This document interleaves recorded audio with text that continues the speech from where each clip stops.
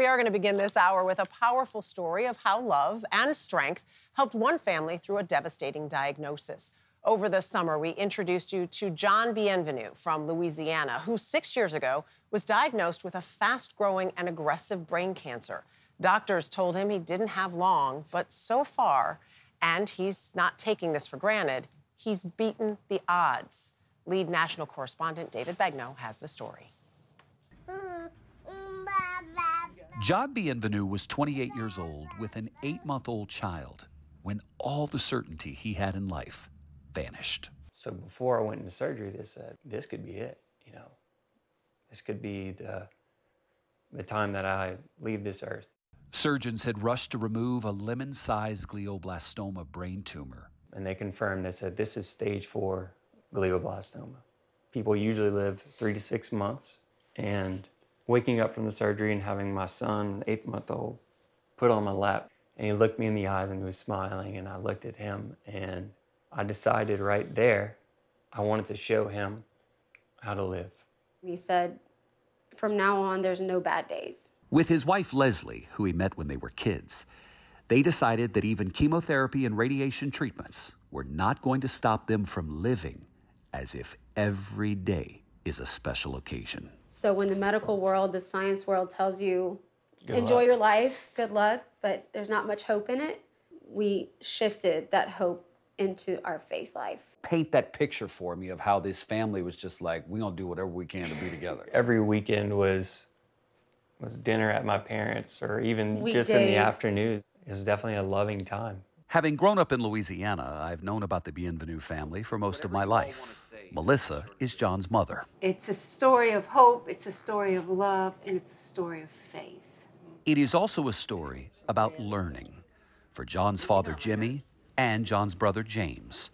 You see, both are doctors, and they knew John had little chance of beating the odds. I remember when John asked me, so like, how do people die from this?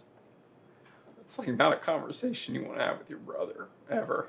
Hear, hear. Thank you. Yet this tight-knit family still found reasons to celebrate. They went to North Carolina to mark the end of John's radiation treatments, 3 months after he was diagnosed. It was his 29th birthday. And I remember taking a picture of that cake, thinking that that would be his last birthday cake. The results of a scan 5 months later indicated that might be true. My dad gets a text on his cell phone, and I see tears coming out of his eyes, and he walks out. It's my older brother, and he started crying. And that's when he told me. It was my brother who said, 3 more tumors. So everything that the doctors told us was gonna happen, that he was gonna have a reoccurrence, it was happening. That's whenever we pretty much signed up for Gamma Knife for them to take out their remaining. That was like our Hail Mary shot. And I remember that day we thought, This is it. this is it. And John was just saying that he didn't have fear at that time. You didn't feel fear in that moment? I didn't. 6 months we had dealt with it. It's not that I was used to it, but I was prepared. He prepared to die by living very simply. We have been to places that we had never been before, and I've talked to people who I've always loved so much, and I've apologized to people who things weren't as I want them to be. We always say that that first year after he was diagnosed, we were living a bucket list life. And our bucket list didn't look like skydiving or taking a European backpacking trip or scuba diving. We planted a garden. We got chickens. And it's been that way for 6 years. How you been? Get it? How have you been? Because, at least for now, John Bienvenu has beaten the odds. And we take bike rides all the time. And those things were our bucket list, which sounds ridiculous, but it was just the simplicity of living a simple but really beautiful life. And our little boy feels that. He traded his comfortable desk job as a vice president for a development company for a job outdoors as a landscaper. I love it. I love being outside and putting my hands in the dirt. The results of more than 3 dozen brain scans show no cancer. But we still live as if everything could change tomorrow because we know it can.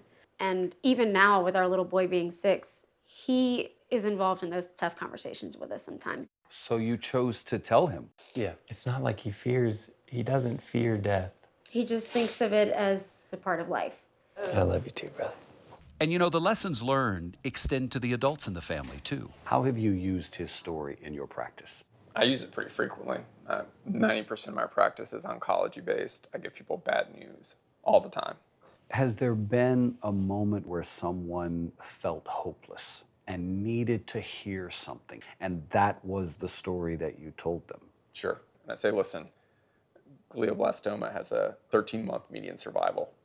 And my brother's here 5 or 6 years later. So you just need to focus on you, your family, the day-to-day. This is going to be a grind, and we're going to do everything we can.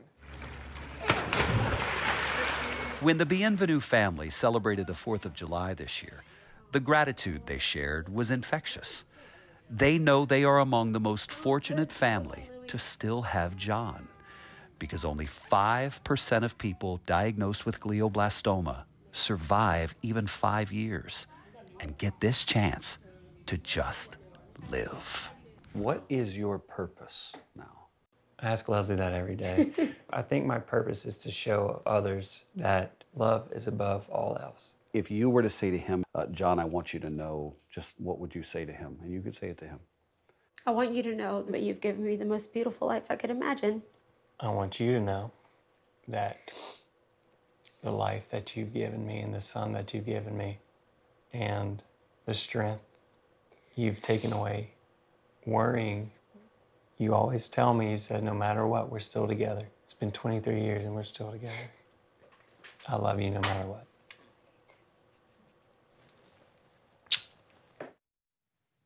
And David joins us now. David, how is John doing? So John is still cancer-free, and they are pregnant. I've waited several weeks to tell everybody this. Listen, they see it as a miracle because you got to remember John underwent chemotherapy for 4 years, and they weren't sure whether his body would be able to naturally produce a baby with her, right? To get a little scientific about it. And so when the news came, they really couldn't believe it. And they are continuing to live, as Leslie said, that bucket list life. And David, you seem like you're such a part of the family. You talked about how familiar you are with this family, and the look on your face when you asked that question at the end. I have to say, what have they done for the community? Because they seem to be an intricate part of it.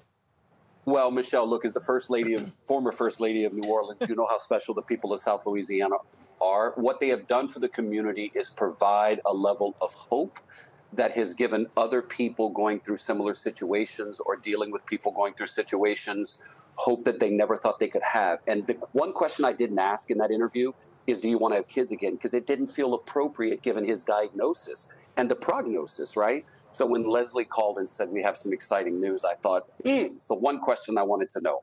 And sure enough, they're pregnant. David, did it again. Thank you, Thank you so much.